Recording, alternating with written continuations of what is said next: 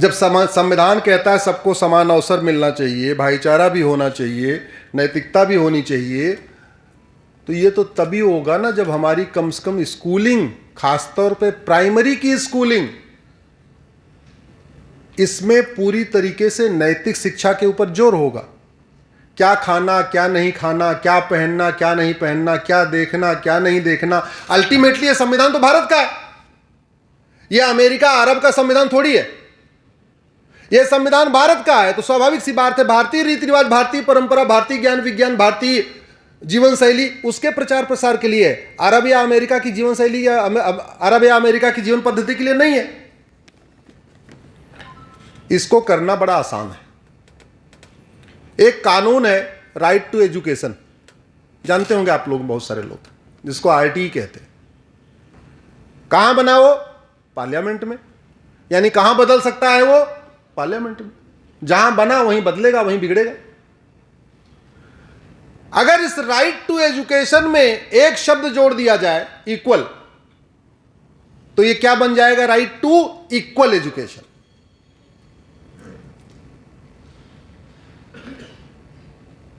संविधान कहता है 3 भाषा पढ़ाओ, और आर्टिकल 351 तो कहता है ये सरकार की ड्यूटी है, और सरकार में भी राज्य सरकार नहीं, केंद्र सरकार की ड्यूटी है कि देश के सभी नागरिकों को हिंदी और संस्कृत लिखना, पढ़ना, बोलना आना चाहिए। क्या कहता है संविधान? हिंदी और संस्कृत लिखना, पढ़ना, बोलना आना चाहिए। आर्टिकल 348 कहता है 3 भाषाओं का ज्ञान होना चाहिए। सामान्यतः हम सब लोगों ने 3 भाषा पढ़ी है, हिंदी, अंग्रेजी और संस्कृत। सबने ऐसे ही पढ़ा है प्राइमरी में। अब हमें संस्कार भी मेंटेन करना है, अच्छा नागरिक बनाना है बच्चे को। जब हिंदी पढ़ा ही रहे हैं तो हिंदी में प्राइवेट किताब क्यों पढ़ा रहे हैं? हम तुलसीदास जी का रामचरितमानस हिंदी में क्यों नहीं लगा देते? हिंदी भी सीखेगा, अलंकार भी सीखेगा, रस भी सीखेगा, समास भी सीखेगा, और राम के चरित्र को भी सीखेगा। और रामायण, और जहां तक सेकुलर वाला अगर कीड़ा कहीं आ गया कि नहीं सेकुलर, तो रामायण में कहां लिखा है तुम हिंदू बन जाओ? रामायण रामचरितमानस तो जीवन शैली है, भगवान राम का आदर्श है, भगवान राम की पूरी एक कथा है। उसको तो सभी भारतीयों को जानना चाहिए, और ये सरकार की ड्यूटी सभी भारतीय जाने। इसमें सेकुलर तो आए नहीं कहीं पे। दूसरा, जब आर्टिकल 351 कहता है कि सबको संस्कृत का भी ज्ञान होना चाहिए, मुझे समझ में नहीं आ रहा है हम बचपन में भौतिक विज्ञान, रसायन विज्ञान, फिजिक्स, केमिस्ट्री, मैथ क्यों पढ़ा रहे हैं? उसको 6वीं से पढ़ाओ ना भाई। अरे हमारे वेद पुराण संस्कृत में ही है, वाल्मीकि रामायण संस्कृत में है। मैं संवैधानिक बात कर रहा हूं और चाहता हूं यह वीडियो प्रधानमंत्री जी तक पहुंचे, और मैं गारंटी लेता हूं अगर कोई इसके खिलाफ पीआईएल भी करेगा तो सुप्रीम कोर्ट, हाई कोर्ट में टिकेगी नहीं। आप प्रधानमंत्री जी वेद विज्ञान को प्राइमरी में डालिए। आर्टिकल 351 कहता है सबको संस्कृत का ज्ञान होना चाहिए। आर्टिकल 348 कहता है 3 भाषाओं का सबको ज्ञान होना चाहिए। संस्कृत को पढ़ाना जरूरी है भारत की संस्कृति की रक्षा के लिए। जब तक संस्कृत नहीं लोग जानेंगे तब तक सनातन के समक्ष चुनौतियां बनी रहेंगी। जब तक लोग संस्कृति नहीं जानेंगे तब तक लोग संस्कृति को बचा नहीं पाएंगे। इसलिए जरूरी है आप पुरानी गुरुकुल वैदिक एजुकेशन सिस्टम शुरू करिए।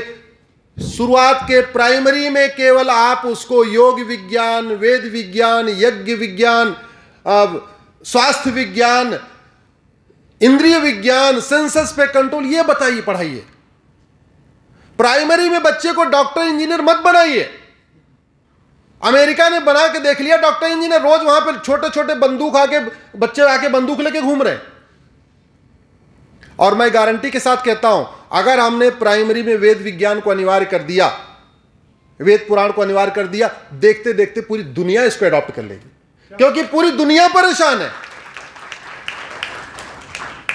पूरे के पूरे परिवार बिखरते जा रहे हैं। बेटा बाप की नहीं सुन रहा है, भाई भाई की नहीं सुन रहा है, बहन भाई की नहीं सुन रही, भाई बहन का नहीं सुन रहा है, सारे रिश्ते तार तार होते जा रहे हैं। उस तार तार होने का एक ही कारण है, यह मैकाले एजुकेशन सिस्टम। इसको खत्म करने का एक ही तरीका है, संविधान, संसद में राइट टू एजुकेशन को एक शब्द जोड़िए, इक्वल, वो बन जाएगा राइट टू इक्वल एजुकेशन। संविधान कहता 3 भाषा पढ़ाइए, हिंदी के रूप में रामचरितमानस पढ़ाइए और संस्कृत के रूप में वेद विज्ञान को पढ़ाइए, उपनिषद को पढ़ाइए। संविधान कहता 3 भाषा पढ़ाओ। वैसे तो मेरा मानना है कि प्राइमरी में 3 की तीनों भाषाएं भारतीय भाषा होना चाहिए, लेकिन अगर विदेशी भाषा पढ़ाना ही है, अंग्रेजी पढ़ाना ही है, तो भगवत गीता अंग्रेजी में उपलब्ध है। उपलब्ध है कि नहीं? इस्कॉन की है कि नहीं? आप अंग्रेजी भाषा के रूप में भगवत गीता लगाइए। ना हाई कोर्ट इंटरफेयर करेगा, ना सुप्रीम कोर्ट इंटरफेयर करेगा। और बच्चा 5वीं जब तक पास करेगा, यानी जब तक कोई 11 या 12 साल का होगा, तब तक उसको भगवत गीता का भी ज्ञान हो चुका होगा, इंद्रियों पर नियंत्रण करना ज्ञान हो चुका होगा। उसको पता चल जाएगा कि जूस और बर्गर में क्या खाना अच्छा है। उसको पता चल जाएगा कि कौन सी फिल्म देखना है, कौन सा नहीं देखना है। उसको पता चल जाएगा कौन सा सीरियल देखना है, कौन सा सीरियल नहीं देखना है। उसको पता चल जाएगा माता के साथ कैसे पेश आना, पिता के साथ कैसे रहना, भाई के साथ कैसे रहना, बहन के साथ कैसे रहना। मुझे ऐसे लगता है अगर हम प्राइमरी के सिलेबस में, वैसे तो नई शिक्षा पद्धति आ रही है, उस पर काफी काम हो रहा है, लेकिन अगर इस तरीके से भारत के एजुकेशन सिस्टम में 555 मॉडल इंप्लीमेंट किया जाए। मैं 555 मॉडल का मतलब 5 साल का प्राइमरी, 5 साल का सेकेंडरी, 5 साल का ग्रेजुएशन। क्योंकि राइट टू एजुकेशन, जब राइट टू इक्वल एजुकेशन हो जाएगा तो मदरसा उदरसा सब उसके दायरे में आ जाएंगे, मिशनरी स्कूल भी उसके दायरे में आ जाएंगे। अभी राइट टू एजुकेशन है तो मदरसा मिशनरी उसके बाहर है, लेकिन इक्वल शब्द जुड़ते ही राइट टू इक्वल एजुकेशन होते हुए सब उसके अंदर आ जाएंगे, और वो 14 साल तक लागू होता है। वो 14 साल तक लागू होता है।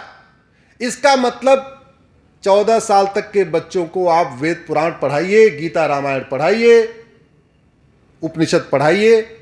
स्वाभाविक सी बात है, जब बच्चा संस्कारी होगा, अच्छा भारतीय बनेगा, अच्छा बेटा बनेगा, अच्छा भाई बनेगा, तो आगे सुख शांति भी रहेगी। और जो संविधान कहता है फ्रेटर्निटी, यूनिटी, इंटीग्रिटी, वो अचीव होगा कि नहीं?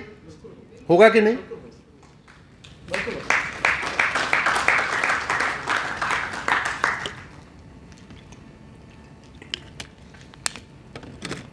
सनातन की चुनौतियों में एक बहुत बड़ी चुनौती है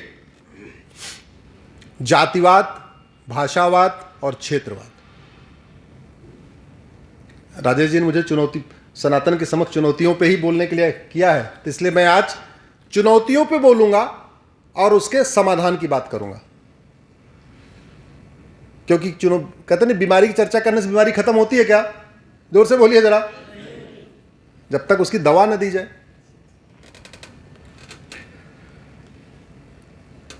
दो 2000 साल पहले भारत में कोई गोयल, गर्ग, उपाध्याय, शर्मा, पांडे, त्रिपाठी, पटेल, यादव था क्या? कोई एक उदाहरण मुझे दे दे। मैं इतिहासकारों से सार्वजनिक बहस करने के लिए तैयार हूं कि 2000 साल के पहले वो एक शुक्ला, पांडे, त्रिपाठी, गर्ग, गोयल, गुप्ता, यादव, पटेल, सरोज, हरिजन का नाम लाके दे दो। क्रिश्चियनिटी और कास्टिज्म एक साथ साथ आए हैं दोनों। क्रिश्चियनिटी और कास्टिज्म कितना पुराना है? 2000 साल पुराना। और यह हमारे लिए बहुत बड़ी समस्या हो गई है।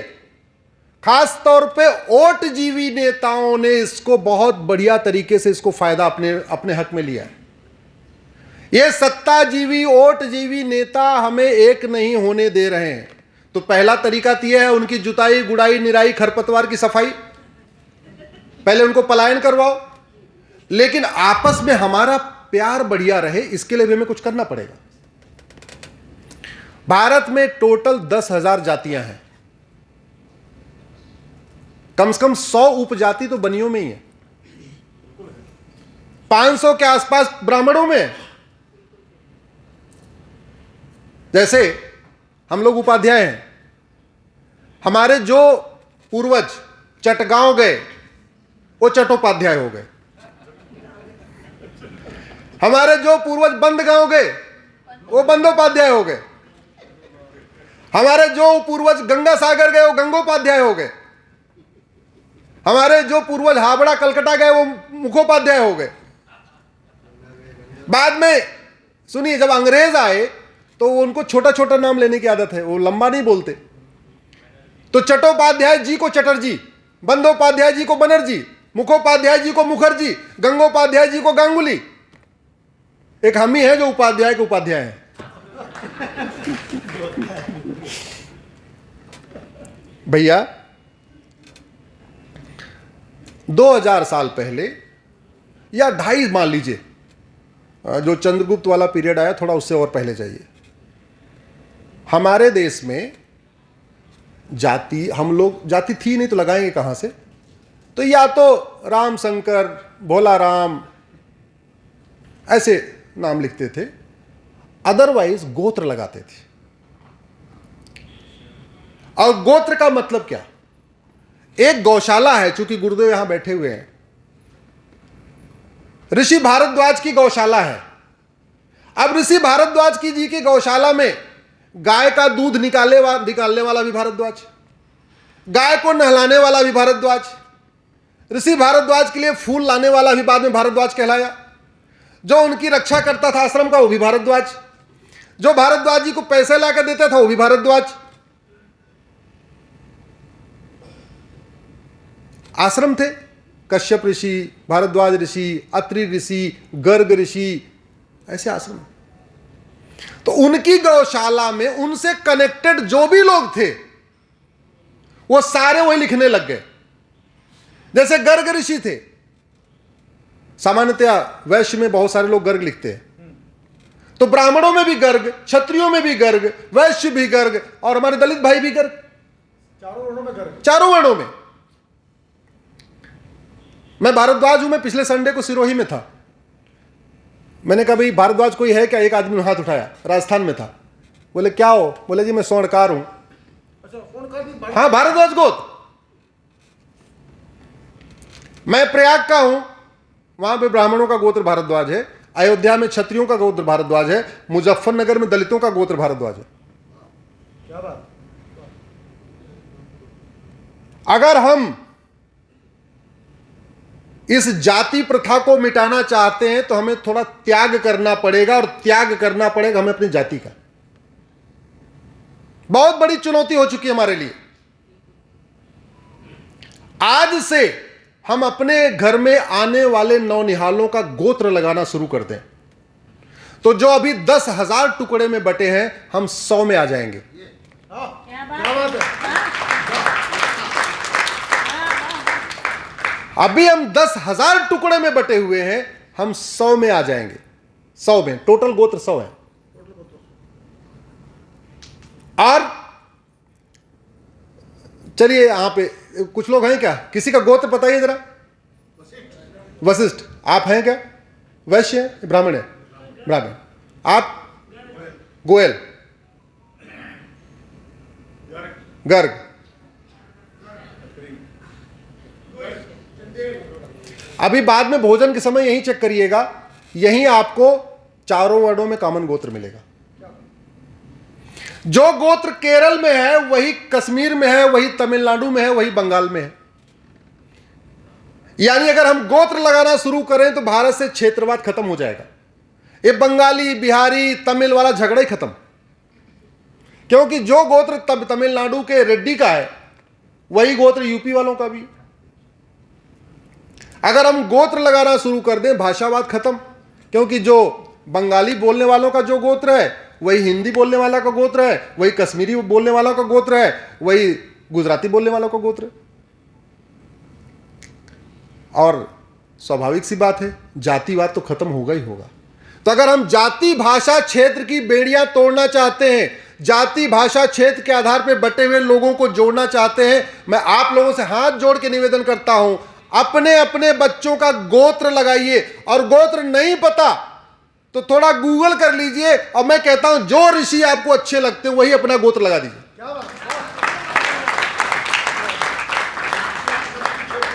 जो आपको अच्छा लगे, वशिष्ठ अच्छा लगे, अत्रि अच्छा लगे, भार्गव अच्छा लगे, भारद्वाज अच्छा लगे, जो अच्छा लगे लगाइए।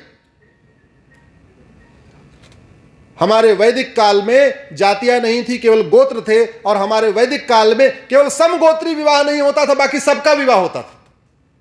और इनफैक्ट हिंदू मैरिज एक्ट में केवल 2 चीज निषेध है, सपिंडी और सगोत्री। हिंदू मैरिज एक्ट में भी ये लिखा हुआ है कि आप सगोत्र में विवाह नहीं करें, बाकी सब में करिए। अब आप सोचिए कि जब, अच्छा उदाहरण के लिए हरियाणा के जो सैनी समाज है, सबका गोत्र कश्यप है, और हमारे यहां के ब्राह्मणों का गोत्र कश्यप है। आपका कश्यप है और ये पंजाबी है, ये देखिए, और पाकिस्तान से आए हुए। आप बताइए, पाकिस्तान से लेके और लंका तक सबका गोत्र एक हुआ कि नहीं?